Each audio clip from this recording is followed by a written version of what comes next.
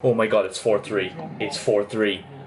4-1 down. Boys, if we actually pull this off, I swear to God, I will run around the streets. We have about 15 minutes plus injury time to score one goal. Christian Pulisic, man, just have my fucking kids at this stage. Just have them all. I mean, seriously. Oh shit, lads, come on. Jones in the middle, behind him, Oxlade-Chamberlain. Kepa's shit, I'm sorry, Kepa is useless. Well, the goals have all been sweetly struck.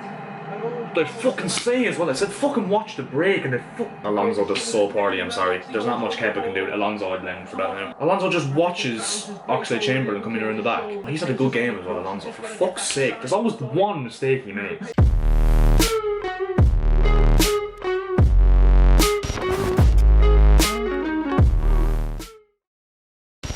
Right, well, what an incredible rollercoaster of emotions that was for the entire 90 minutes. Yeah, Liverpool 5, Chelsea 3, and to be honest, this is the most confused I've felt after a game. Like, I'm not even mad at the fact that we just lost, and I normally should be. Like, it's a weird one for me because, yes, we did perform, like, pathetically at times, but we did show a bit of character to score 3 goals at Anfield and try and get back into the game. But, and look, I'm always going to be, like, angry / frustrated when Chelsea lose a game. However, this was a game that we ultimately could afford to lose because of United's result today. But that's what I mean. It's just a really weird situation for me right now because I don't know whether to go off and rant in this video or whether I just, you know, keep it calm and stay positive. Because I feel like there's a mix of anger and also a bit of positivity in there as well, and I really am confused how to act in this video. But yeah, now it's going to be an absolute task to try and remember all the goals because, of course, 8-goal thriller. So Liverpool go 1-0 up. Naby Keita with an absolute worldie. There was debates whether Kepa should have saved it or not, but personally I don't think you can blame the keeper really for that. I mean, it was a sweet strike from Keita in off the crossbar. I don't think Kepa, yes, he maybe could have done better, but I don't really think that you could, you know, put it on him to try and save that 100 times out of 100. Then the second goal, debatable free kick. I don't think it was a foul at all on Mane from Kovacic, and then Trent Alexander-Arnold, though, nothing you can do about the free kick. It's just unbelievable. And Trent Alexander-Arnold, how many times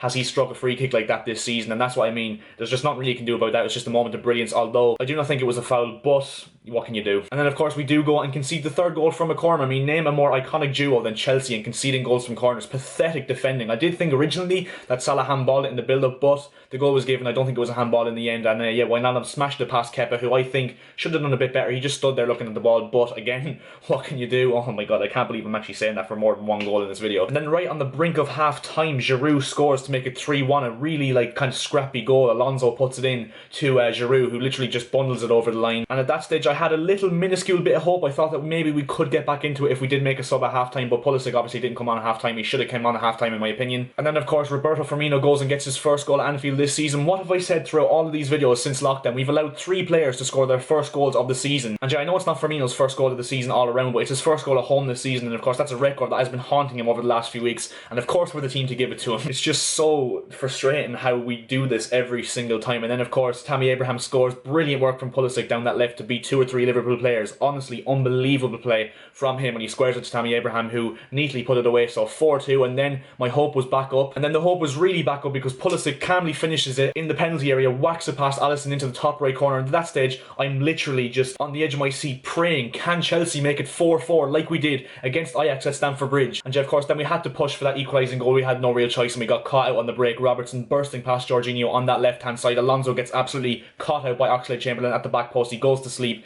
and yeah, there's not really much Kepa can do about it. I'm slowly losing patience with Kepa, and I know I'm trying to stay calm in this video, but Kepa today, although I can't really blame him solely for all the goals, I think that he should have done better for the majority of them, and that is why I just think he's on thin ice at Chelsea at the moment going into next season. But yeah, 5-goal thriller, and all around it's a very hard game to analyse from a Chelsea point of view. I mean, from a neutral point of view, it must have been very entertaining, but from a Chelsea's point of view, my heart was in my mouth for the majority of the game, because at first I thought I'm going to be sitting here. After 20 minutes we played very well, we controlled the game. I thought we started very brightly, so I thought I was going to be sitting here with a positive mentality, you know, saying that we played well enough and we put in the effort. And then of course all of a sudden they slap in 3 goals and I'm thinking what a pathetic drop of a performance this has been. And then of course Giroud and Firmino goals follow each other up in each half, and at that stage I'm just thinking what an absolute roller coaster of emotions, as I said at the start of this video. And then we score 2 from Abraham and Pulisic, of course, to make it 4-3, and at that stage I'm literally thinking maybe we had the character to fight back, and I'd be sitting here just unbelievably gassed at the fight back. But then of course, as I said, we get caught in the break. 5-3, what can you do? And yeah, I think it was a game of real positives and negatives. positives I'm going to take first. Positives is that we show we have character when we go behind, especially when we went 3-0 down and 4-1 down, to show the comeback and get a few goals back into it. And of course, not only today, but over the course of the season, we've proved that we're well capable of scoring goals when we want to. So that's very promising considering the fact we have Ziyech, Werner and Havertz potentially coming in next season. Negatives, however, we're still conceding goals from every single area of the pitch and we're absolutely leaking goals. I mean, to concede 5 goals, I know Liverpool are the champions, of course, and they're a much better side of us at this moment in time. But to concede 5 goals to any team is just absolutely horrendous, especially with a Liverpool team who are on the beers apparently and are just playing for the points at the moment. But yeah, of course, now the top 4 race does go down to the final day of the season between us, Leicester and United. Of course, Leicester play United at the King Power Stadium. It's in our hands, of course.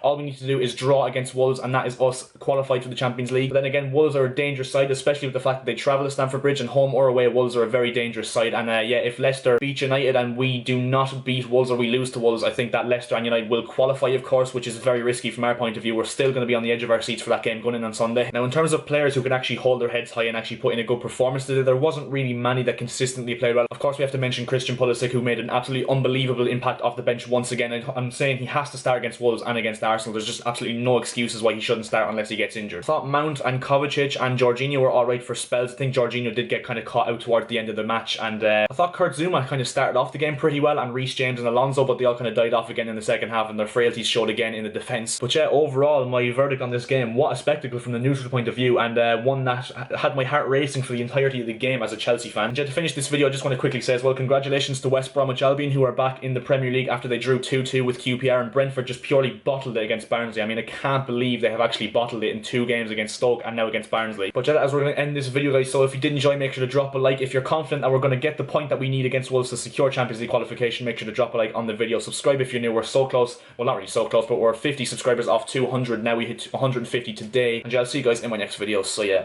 see ya.